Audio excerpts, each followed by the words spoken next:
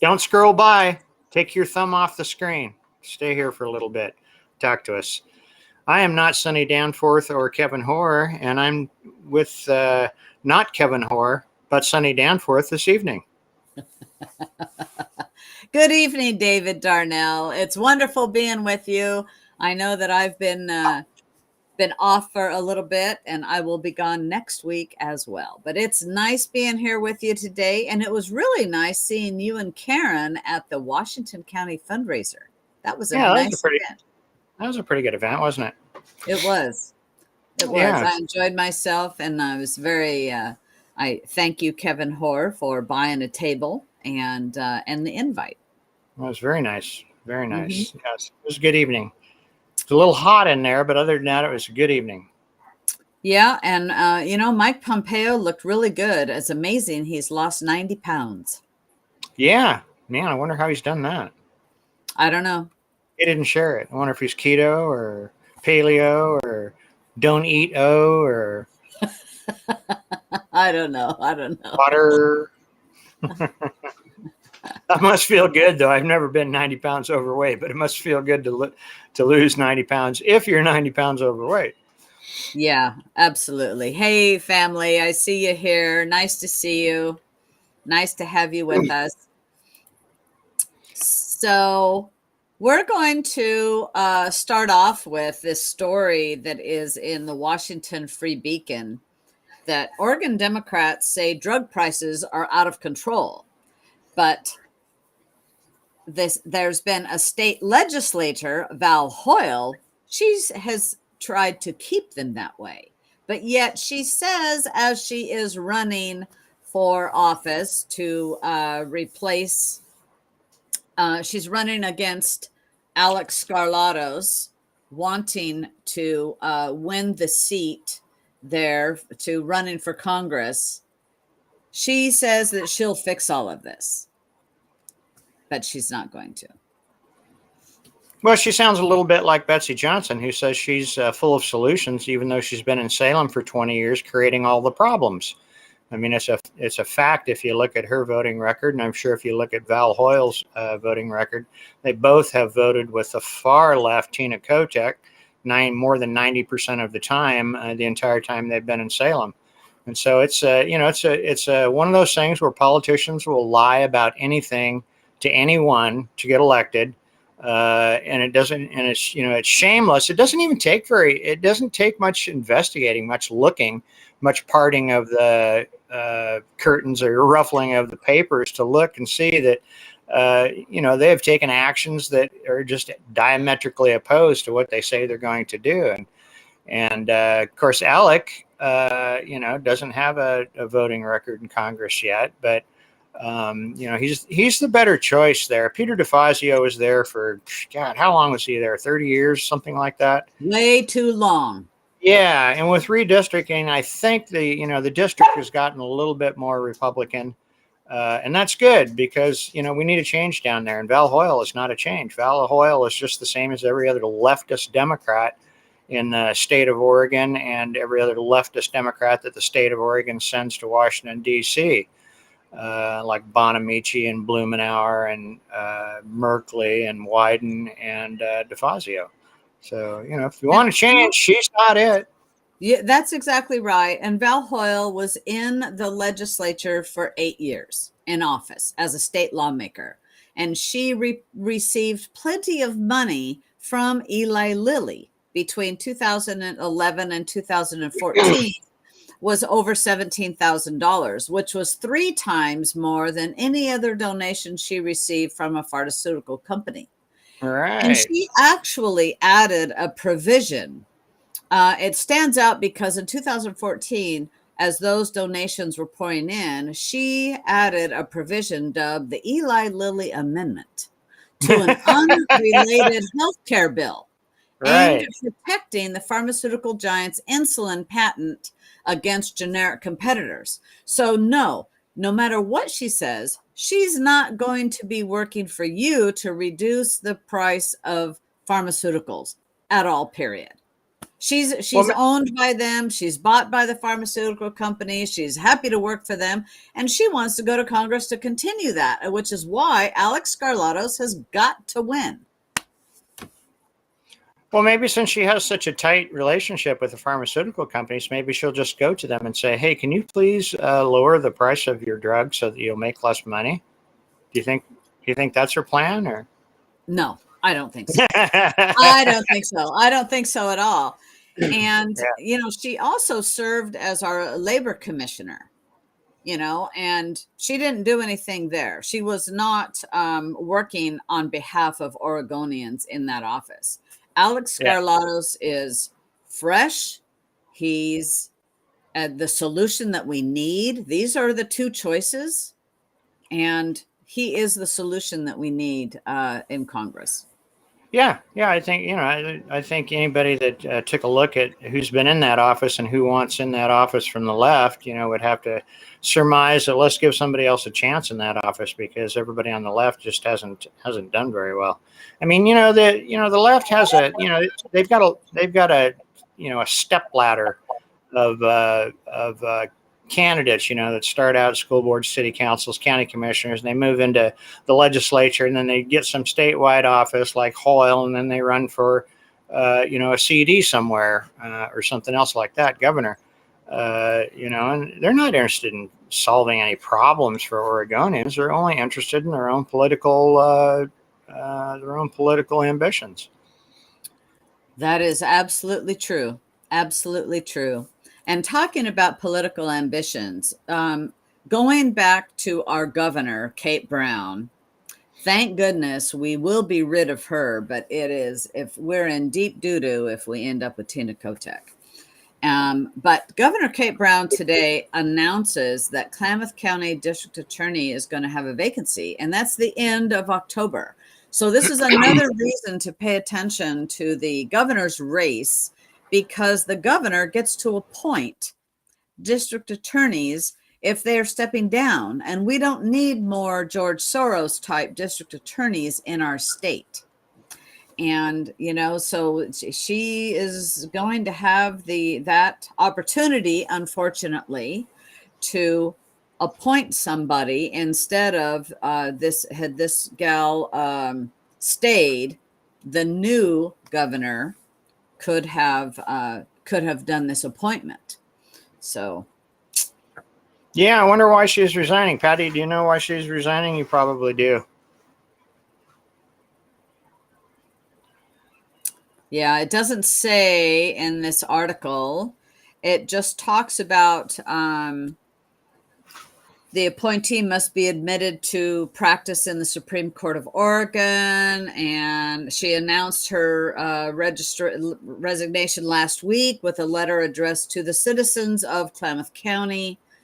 Let's see. Oh, her health requires it. She says, my health requires it. My husband adamantly agrees with the need, and we want to be able to live long and healthy autumn years.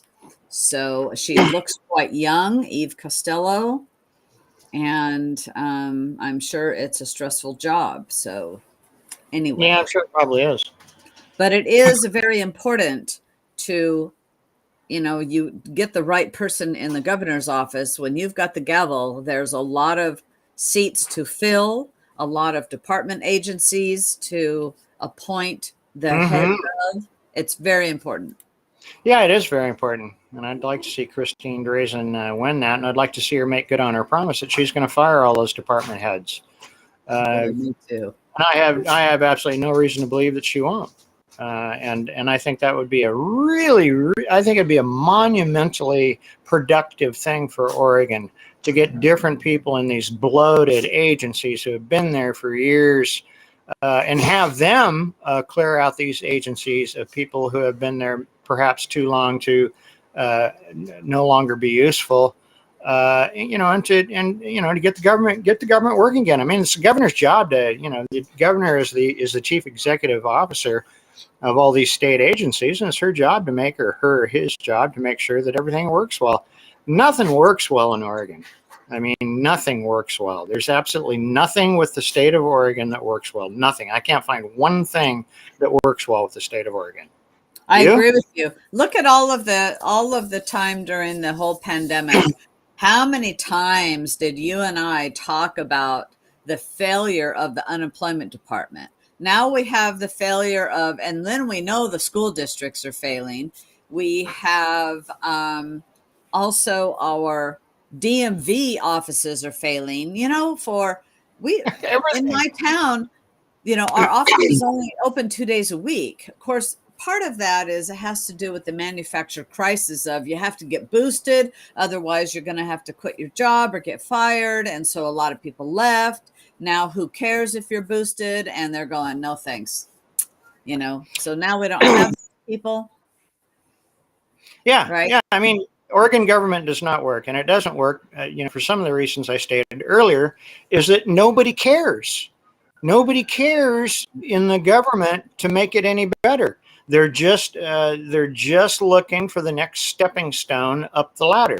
I mean, I'm not sure what Kate Brown's, where she's going to land after she's term limited out, but I mean, she's going to go somewhere, and she just, she never cared. She never had the best interests of Oregon at heart. Like most every other politician, the only thing they care about are their political ambitions and getting reelected and maintaining power. I mean, it resonates through every state agency, from the DMV to the ODA to the OLCC, which I have 7 browsers open for.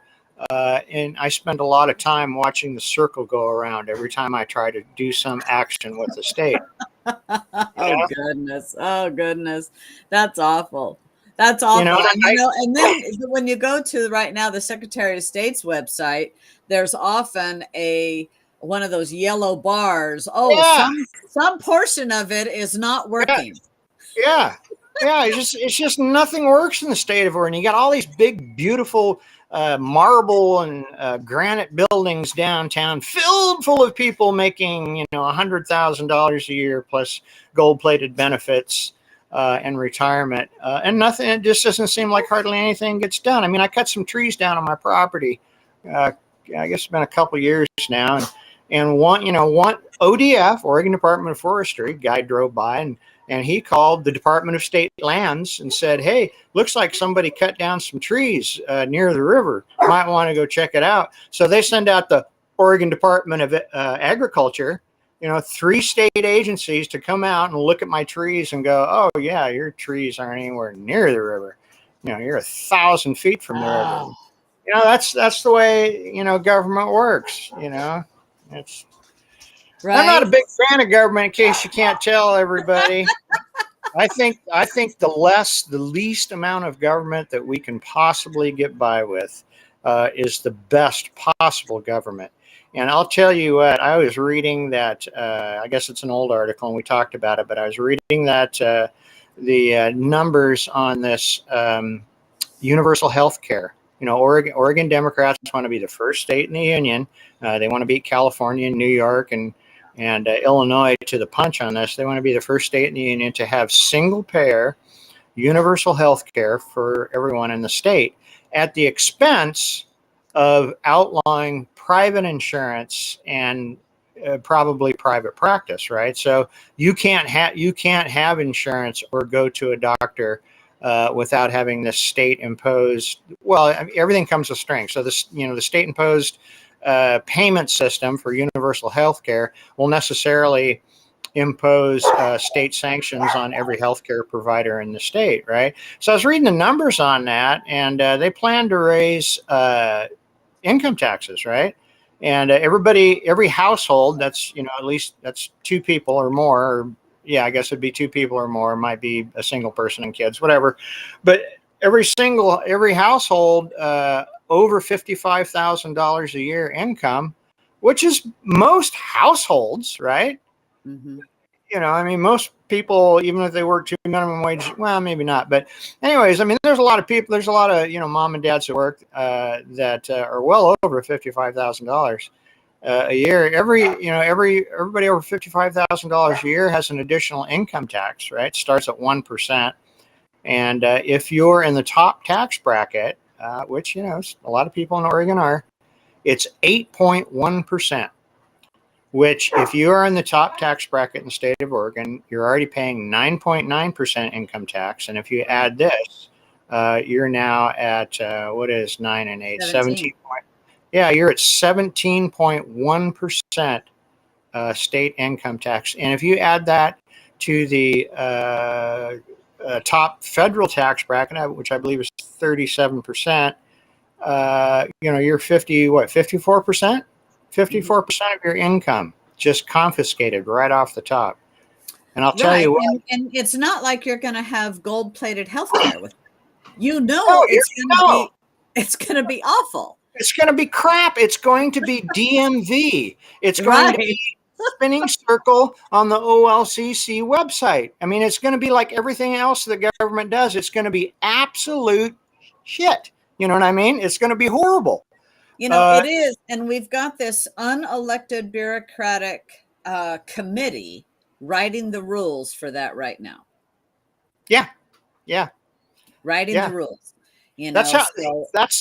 That's why it is so very important for us to at least break the supermajority stranglehold, because this will be voted on.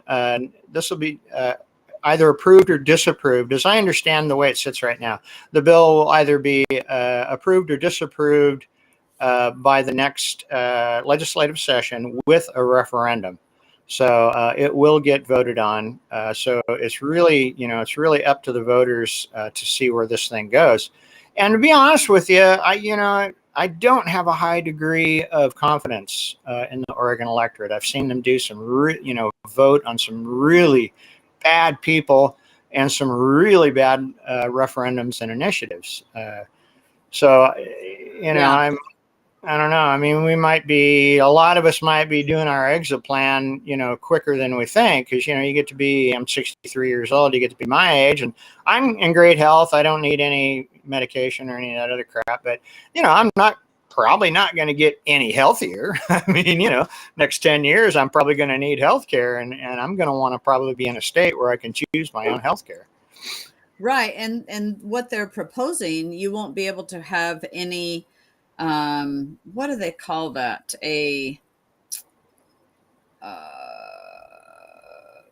When you have like a backup, right? You have your primary and a secondary health care. You can't have any of that as well.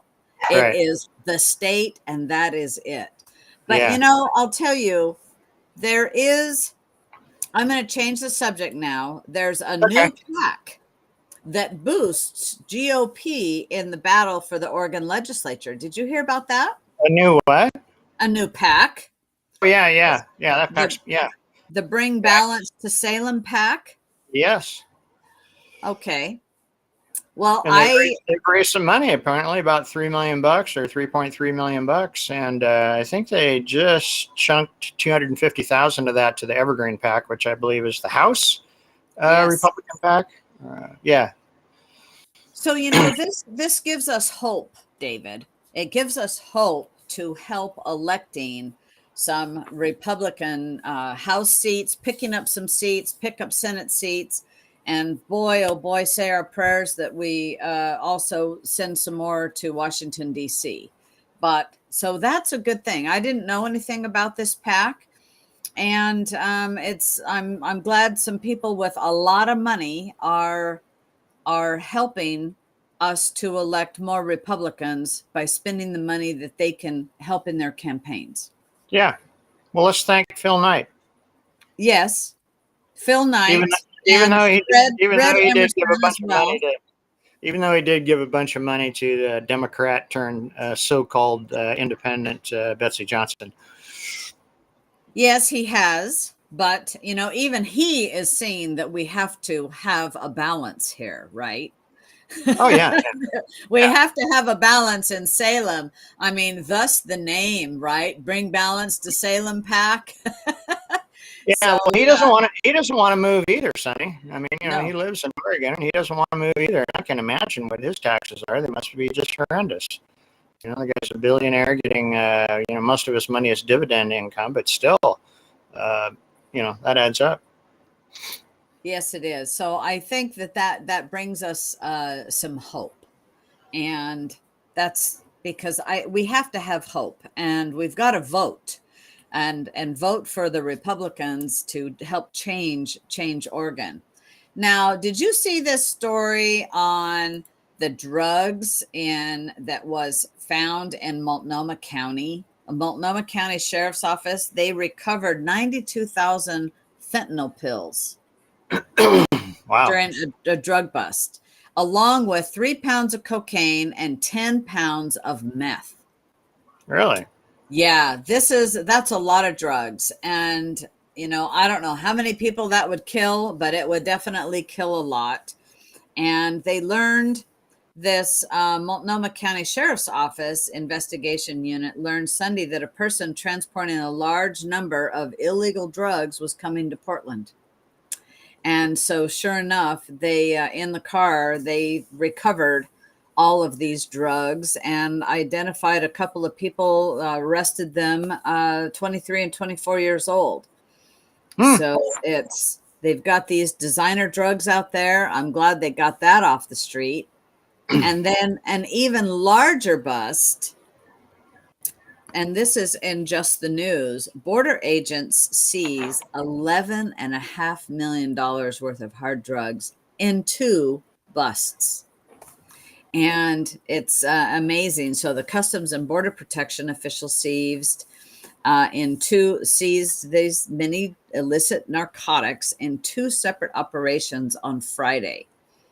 They found 32 packages containing 80 3/4 pounds of cocaine in a truck at the World Trade Bridge with an estimated value of over $1 million.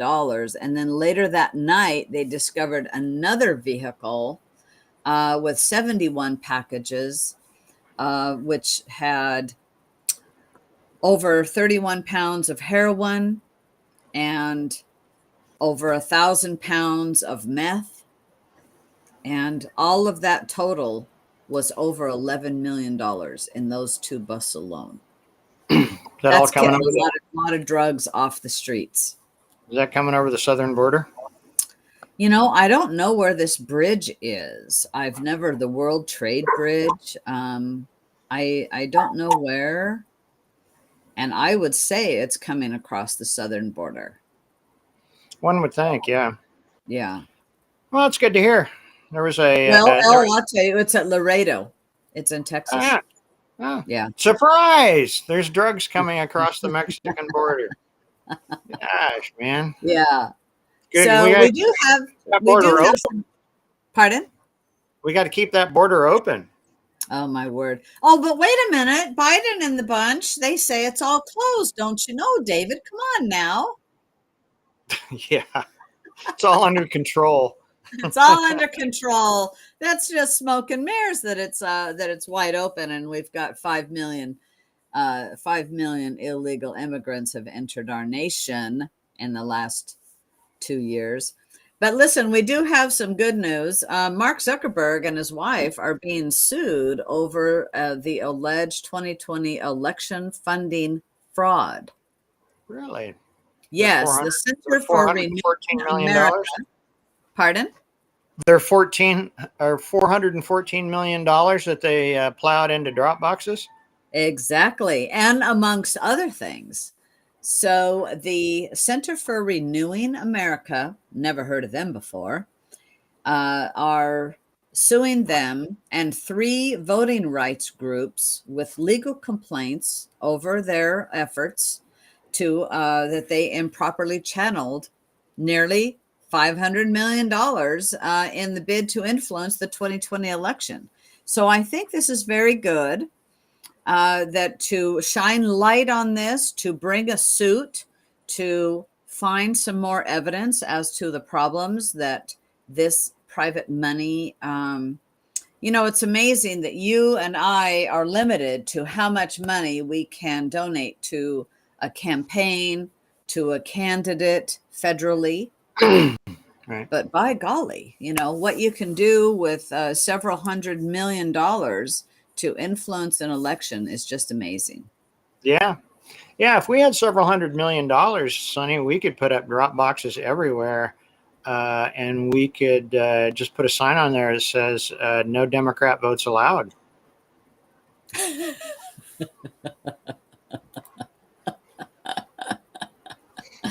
Yeah, well, I don't think that would work. I don't think that would I work. guess But we you would have to say, we'd have to put a sign on it that says no Republican ballots allowed, and then everybody go, oh, good. I don't want my Democrat ballot in with those filthy Republicans, so I'll put it in this drop box, and then we just take everything in the drop box and throw it away. Isn't that pretty much how it works? yeah, that's pretty much how it works. You know, is what it's been sounding like. And with having these nonprofit, so they're asking that their nonprofit statuses get revoked on these companies, you know, or these not companies, but organizations that were receiving this. And I think that's a really good thing to It to is. re- to remove their nonprofit status. They clearly were working in regarding the election, and let's get this out there. I Yeah. think it's good to bring shed light to the whole thing. I wonder what kind of shenanigans everybody has lined up for the midterm elections that are happening in less than 30 days. Boy, oh boy, oh boy, oh boy. I don't know. Slightly more So than 30. Pat says Mark Zuckerberg may not end up so rich after all because of his stupid decisions. Well, you know, he has already stated he will never ever do that again, and I think it's because I think there's, I hope there's more lawsuits against him for what he's done and shed light on the organizations that receive the money, because it was not spread evenly to conservative and liberal organizations No, at all by any means. it's And very yet targeted. my county received Zuckerbucks. Yeah, it was very targeted. They were Yes, targeting it is. targeting districts, jurisdictions, precincts, what have you, cities, counties that they could that with a little bit of massaging they could flip. And that's what you do in campaigns. But he was apparently working with the people that were going to stuff those drop boxes, and that's electioneering. That's selection for that. It's just straight up. Yes, I have a link to the article. I'm going to post it right here. There you go. Yeah. So Patty says It's ready for the their election. clerk got 0 Zuckerbucks. Well, we got just under $50,000, about $47,000 in our county, and that was a signature verification machine. And so, you know, we just we'll have to see how things shake up. And I'm glad your county didn't get any. But what I want to know is who applied for the grant in my county? Who applied for that grant? Yeah. So you're saying that your county got $50,000 and they used it to buy a signature verification machine? Correct. Really? Was there any? Did you happen to notice in any of the stats? I don't know if you went over it after the election, but did you happen to notice an uptick or a downtick in ballots that were thrown out because of signature verification? Just curious. So, well, I'll tell you what the office did. And I really like all the staff in our elections office. I believe they're all above board. They ran it through the machine, signature verification machine. Then they did it manually, just like they always do, to double check the results of the machine. Right. So they didn't have any more or less because the eyes still did that, Right. for that. But what they did like about it was the fact they don't have to sort it. I remember I worked in our county elections on the election board, and I remember when we used to have to file them by alphabetical, file it by precinct. Now it's just in a batch. And so there it's all of the envelopes are assigned to a batch number when it goes through the machine, and it's in that batch. So but before we've got this signature verification machine, they just quit doing an alphabetical, but they still did it uh, sorted by precinct, which sped it up. Why did it need to be alphabetical? Just search in there for something that you wanted to find. So Interesting. yeah. Have you worked on in your election board in your county at all? Have you or Karen? Karen worked in Marion County. Well, no, she didn't work there. She was an observer there, I think. No, neither one of us have worked actually in the election office during an election. It is interesting processes, and I think it's good that's why I know many of the people that work in there after having done that for 6 years. And I tried to volunteer. They said, no, we have to pay you. It's minimum wage, but you have to fill out an application. You have to have a background check, and you only need to do that once. And then you can be, they can call you up to be on the election board, and you take an oath. And I think that's a good service for conservatives to be in, to have your eyes in there and learn about the process. Yeah, it sounds like it would be. Are you working in this next election? No, in fact, I did not. I quit. I resigned from the election board because of my position as county chair in 2020 for the 2020 election. I went, you know what? I need to be doing other things than working, in the election board. So I don't know what happened. My Zoom got changed to a different, I don't know if you did that or I did that, but I did. You did it. Okay. Well, see what happens, Suni and Kevin, if you're watching, and Don, if you give me the controls and I start messing around with stuff. I start doing this and this because I'm like a fidgety little kid, and I need to fidget with stuff. Karen said she thought it was her. So there we are. We can, I like it larger too, actually. I like that. We're a little bit up close more. You get to.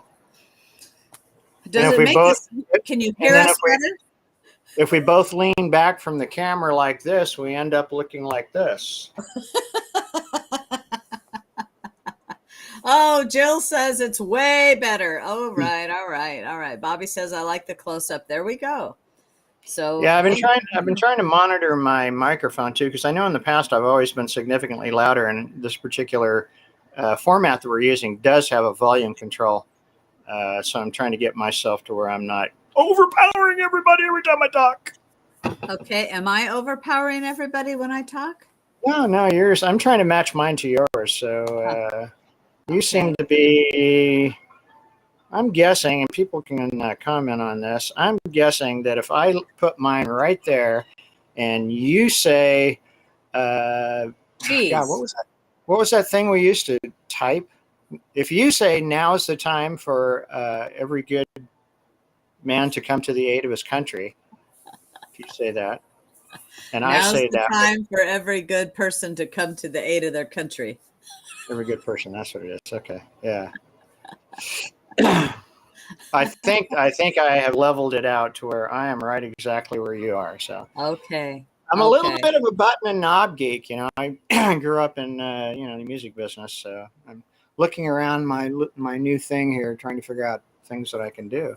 Just wait till I get into the backgrounds and stuff. All right, cool.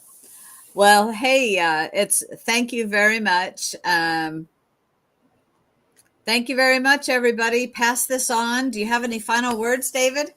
I don't have any final words except it's Friday, and this particular Friday could not happen to a better week. I don't know if anybody had a week like that, but I had a week like that. And this Friday was very frustrating. Part of it, the last part of it was trying to get some stuff done online. And I wasn't even using state websites and nothing worked. And I'm going, I just quit. I give up. You know, I don't remember Well, the listen, password. I don't remember the password to my Amazon account. I mean, it's been years. How the hell would I know? You know, what do I do? Write it down somewhere? I don't do that. well, there we are. There we are. I've had a very busy week and very busy week, and I'm headed off to Miami. My mother and I are headed off to Really? Miami tomorrow. We are going to be at Judicial Watch's roundtable next week. I've got to say, I look very forward to it and seeing Tom Fenton and his team. I'll tell you what, that's a hard working organization. They do so many things. They're bringing a lot of things out, and I'm happy to go there, and I'm pleased that we can go and support them. And yes, we are going to have dinner with President Trump. So I'm Really? really happy about that. This is my second time going. And so I'm not going to be here next week. David and Dawn and Kevin will be filling in for me, but I will give you a report when I get back. Yeah, well, we need to see some pictures. Okay, you know what? I'm not one of those people that posts everything about my life on social media. I'm just Me not. neither. I've never been that way, and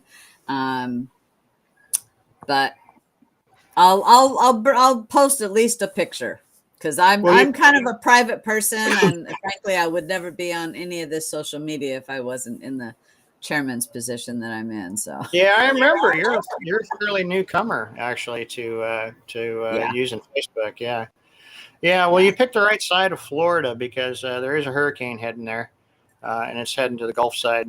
So far, it's taken aim on Tampa. Yes, and so we'll be there when all of that goes through. I was looking, I'm a weather person from being a sailor, and I Mhm. was looking at what's going on, going, "Okay, Mom, well, you know what? The hurricane has to hit you in order for it to be a problem. It can be, 40 miles away and you're going to get a bunch of rain, some wind, and it's got to be a direct hit truly to really, really, really affect you. And thankfully, it's a fast moving storm, and hopefully it stays that way." Yeah, yeah. Well, have fun, Okay. and Thank you. Thanks everybody have for a great covering. weekend, and thanks for coming by. Yep. Thank you. Share this all over um, media. Good night.